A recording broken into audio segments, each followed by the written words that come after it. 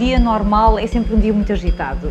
Primeiro porque o Fundo das Nações Unidas para a População, sendo a Agência da Saúde Sexual e Reprodutiva das Nações Unidas, é um fundo que tem um trabalho quer normativo, quer pragmático, em torno de 3 grandes áreas: saúde, direitos humanos e assuntos humanitários, embora sejamos uma agência de desenvolvimento também. E, portanto, para mim, sendo Genebra a hub destas 3 grandes pilares da saúde, dos direitos humanos e dos assuntos humanitários, isto significa que a interação entre os Estados-membros nestes grandes fóruns globais é sempre um processo muito intenso e, portanto, a minha agenda passa desde seguir os processos políticos onde os compromissos são assumidos e onde as políticas globais são definidas, passa por acompanhar a gestão de processos mais técnicos, nos quais o Fundo das Nações Unidas para a População esteja envolvido quer na definição de linhas orientadoras, quer na implementação dessas linhas, e passa também por acompanhar toda a prestação de serviços e toda a circulação de informação que existe em Genebra. Estava-me a lembrar, por exemplo, os briefings humanitários. Nós servimos um pouco como canal de comunicação entre Genebra e Nova Iorque, e entre Nova Iorque e Genebra, porque a minha sede está em Nova Iorque.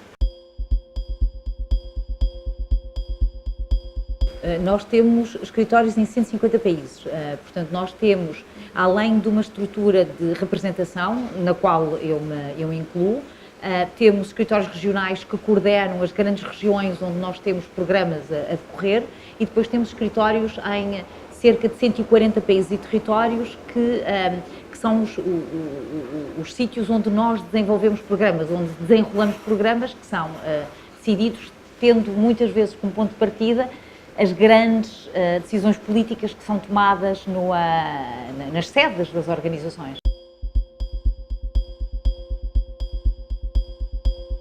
Nós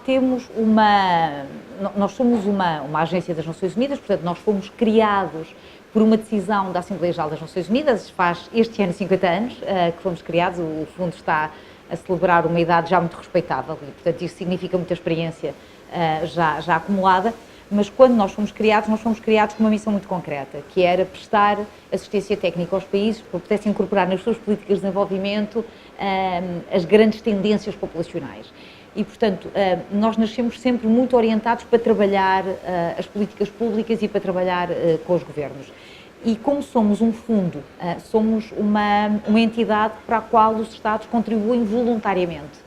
E, portanto, para o nosso orçamento voluntário e para o orçamento que resulta de programas específicos, de compromissos específicos, o valor do fundo ultrapassa ligeiramente os 1.000 milhões.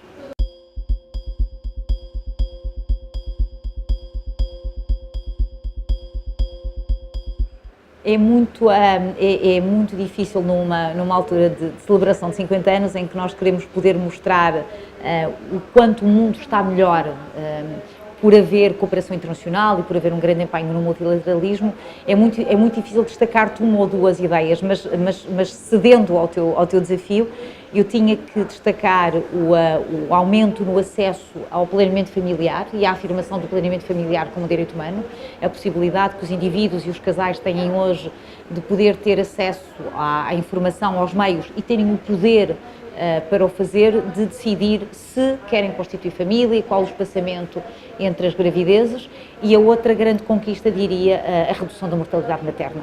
Aliás, muito numa lógica de focar resultados. É claro que o fundo está alinhado com os Objetivos de Desenvolvimento Sustentável, o nosso plano estratégico está exatamente alinhado no sentido de cumprir em 3 ciclos, até 2030, os Objetivos de Desenvolvimento Sustentável, mas nós decidimos, o ano passado, atribuir a nós mesmos 3 resultados transformadores, que são muito ambiciosos, mas que são aquilo por qual nós lutamos. É a nossa ambição para o futuro, que são aquilo que nós chamamos os 3 zeros, que é 0 mortalidade materna prevenível, 0 necessidade por preencher de planeamento familiar e 0 violência com base no género, incluindo mutilação genital feminina e casamentos infantis. Nós sabemos que vai ser muito difícil, mas é preciso assumir compromissos que sejam galvanizadores e que sejam também mensuráveis, de uma certa forma.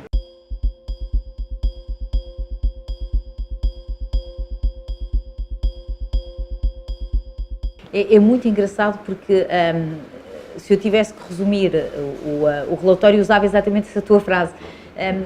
Nós fomos analisar todas as taxas de fertilidade e de fecundidade no mundo e chegamos a uma conclusão, enquanto que há 200 anos atrás havia uma única taxa de fecundidade, que era alta, hoje com todas as alterações societais, institucionais e também de acesso à saúde e a determinados produtos e serviços, há várias taxas de fertilidade. O que é constante é isso, é que se construís um círculo de taxas de fertilidade, onde quer que ponhas o dedo, os casais dizem-te isso.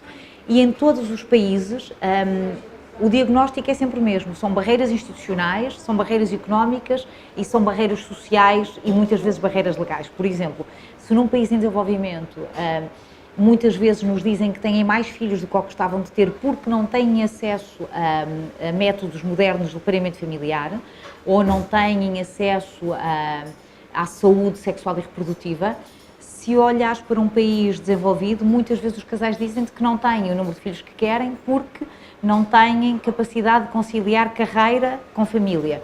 O preço das casas é muito alto.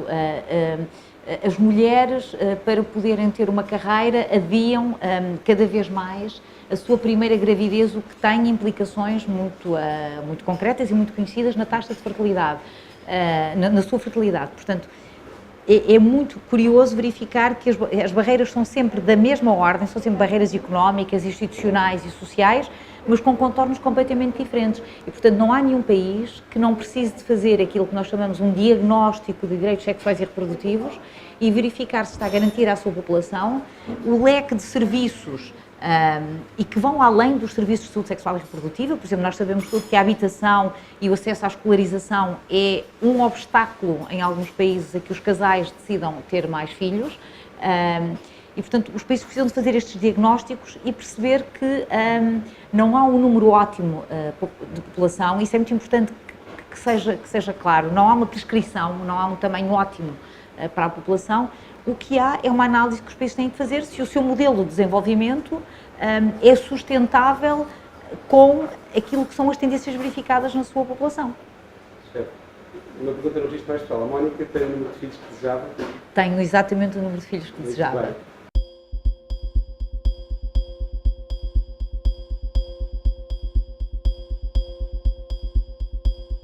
Eu acho que cada vez mais a questão da sustentabilidade e a questão da necessidade de adotar comportamentos mais responsáveis, quer sejam comportamentos de consumo, quer sejam comportamentos de produção, pesa na decisão dos próprios casais e dos próprios indivíduos acerca do tamanho da sua família. E, portanto, eu acho que a decisão tem que estar também perante os Estados.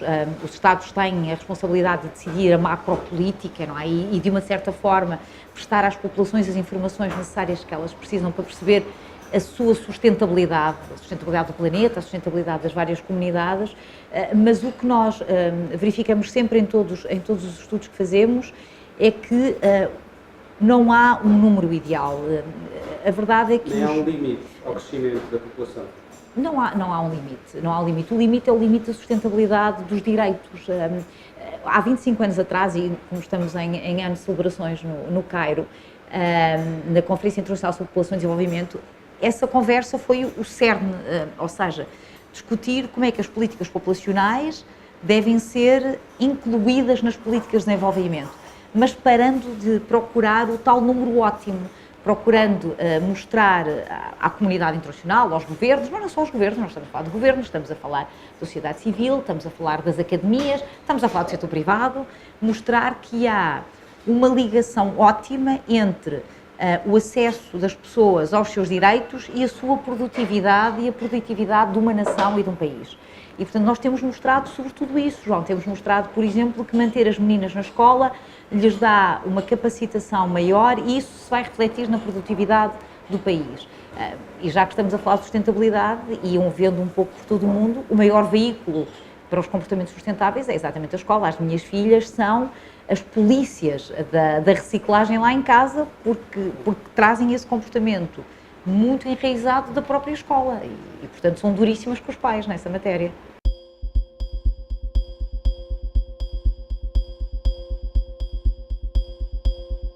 nós continuamos a monitorizar os dados da imigração, trabalhamos muito a questão da imigração com as questões relativas da urbanização, porque nós sabemos que a maior parte destes movimentos populacionais são exatamente dirigidos às cidades onde há a expectativa de um bem-estar maior e do usufruto de mais serviços e, portanto, de mais bem-estar percebido. E desse ponto de vista, continuamos a fornecer aos Estados macrodados para que possam programar o desenvolvimento. Nós somos também a agência que apoia os Estados na realização dos censos. É uma das nossas grandes tarefas, quer sejam os censos mais tradicionais de contagem porta a porta, como estamos também a tentar introduzir de uma forma pioneira a utilização de tecnologias de localização geoespacial que são fundamentais para contar os que estão em lugares mais remotos, por exemplo. E, portanto, desse ponto de vista, nós temos muitos dados, estamos agora a lançar uma plataforma global de dados sobre a população e que são fundamentais aos Estados para perceberem quais é que são as megatendências, mas que são também importantes para o planeamento da atividade económica no seu total, não só para os Estados, mas também para o setor privado. Temos um setor de parcerias que está exatamente vocacionado para parcerias com o setor privado. E as nossas parcerias com o setor privado têm a ver não só com a prestação de serviços nos sítios onde trabalhamos, e podemos fazer uma parceria com uma empresa que trabalhe na área das ecografias, por exemplo, mas trabalhamos também muito com empresas que nos ajudam na área da construção de reputação, por exemplo. Nos ajudam a divulgar campanhas de criação de consciência pública, que nos ajudam a mostrar os resultados de um certo investimento, e a partir do momento que nós trabalhamos muito com o empoderamento dos jovens, toda a questão de mostrar que não há produtividade sem saúde tem sido também muito importante a nossa ligação ao setor privado. O livro porque é o objeto mais valioso que se pode ter. Não imagino a minha vida sem livros, e acho que os livros cumprem uma série de propósitos muito importantes. Os livros educam, ensinam, entretêm, levam-te a viajar, e faz-me uma certa angústia, dá-me uma certa angústia quando entro, por exemplo, num avião, passo muitas horas dentro de aviões e olho em redor e reparo muitas vezes que sou a única pessoa que traz um livro na mão, porque para mim é uma parte tão importante do que é ser humano, não é? Aprende-se tanto e vive-se tanto num livro que... Eu lembro-me, há uns anos, a minha filha mais velha deram-lhe um tablet, quando ela fez anos. E tinha 8 anos, 10 anos, deram-lhe um tablet e além do tablet deram-lhe livros, porque lhe dão sempre imensos livros. E perante o desapego dela pelo tablet, perguntamos, mas não gostaste? E ela disse, mas a minha prenda favorita foi o livro. E depois dizia-me ela, até um pouco envergonhada, é que eu até gosto do cheiro dos livros. E, portanto, eu tenho esta relação com os livros também. Portanto, não me imagino sem um livro metido na mala, sem um livro metido no bolso do casaco, porque me dão tudo isto. E este é o livro que eu estou agora a ler. É o livro de um demógrafo sueco muito conhecido, o professor Hans Rosling. Ele morreu há muito pouco tempo, e este é o seu legado final. Ele é muito conhecido pelas várias lições que dava, em que tentava desmontar alguns dos mitos que nós temos acerca do crescimento populacional, acerca do bem-estar no mundo. E ele, neste livro, tem uma frase que eu acho que define sustentabilidade, que é esta capacidade que nós temos de viver em equilíbrio com o mundo, em equilíbrio com a natureza. Eu sei que não é uma frase groundbreaking, mas a verdade é que ele mostra que até agora nós temos morrido em equilíbrio com a natureza. Ou seja, o que ele tenta mostrar é que nos últimos 20 anos houve uma mudança positiva na forma como nós abordamos a sustentabilidade. Ou seja, para nós a sustentabilidade passou a ser um imperativo porque nós queremos viver em equilíbrio com a natureza. Nós não queremos morrer vítimas de uma natureza que nós não compreendemos, não somos capazes de perceber e de nos adaptar a ela. Mas já não temos a ambição de a dominar, porque houve um período em que tivemos a ambição de a dominar. Hoje procuramos mais um equilíbrio menos dominante, ou não? Eu acredito que sim, até a maneira como nós olhamos para os fenómenos resultantes das alterações climáticas, não é? Cada vez mais há a percepção de que o planeamento urbano deve ser feito integrando a periodicidade e a repetitividade de certos fenómenos naturais. Por exemplo, se vires zonas onde temos constantemente anúncio de fenómenos climáticos extremos que provocam um grande grau de destruição, um grande número de mortes a pessoas que vivem nas zonas ribeirinhas, o desafio não é construir na zona ribeirinha de forma a que o próximo evento não provoque destruição, mas é remover da zona ribeirinha porque a natureza não se vai controlar, não é? Portanto, pode-se perceber, podemos nos adaptar a ela, mas lutar contra a natureza acho que é a diferença que o Rosling tenta mostrar aqui também, não é? É viver em equilíbrio com a natureza, não morrer em equilíbrio com a natureza.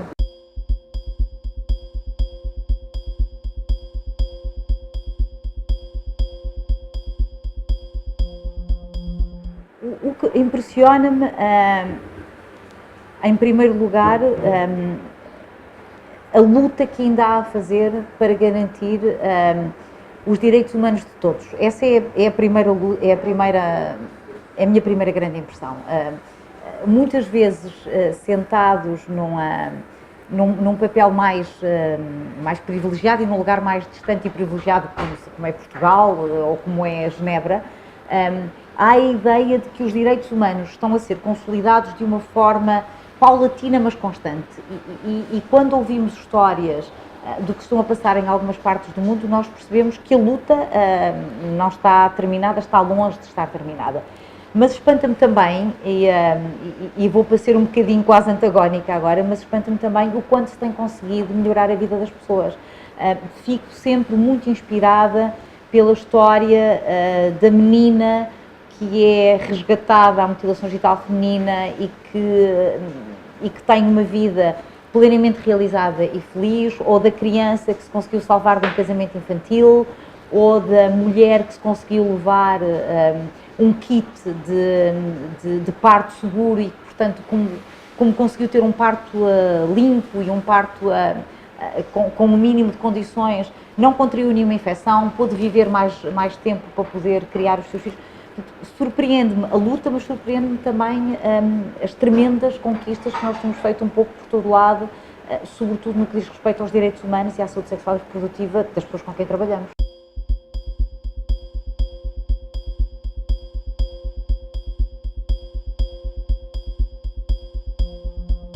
Mas depois a minha insatisfação vem também de um grande português, que eu cito muitas vezes, que já se está a tornar uma espécie de imagem, que é quando o Almada Negreiros dizia que quando eu nasci todas as frases que haviam de salvar a humanidade já estavam escritas, só faltava salvar a humanidade. E eu muitas vezes sinto isso, nós sabemos como fazer, temos na maior parte dos casos os meios técnicos e a capacidade de executar essas medidas e, no entanto, continuamos a não salvar a humanidade. O que é que falta? Falta muitas vezes o compromisso político final e falta muitas vezes o financiamento para que isso possa acontecer.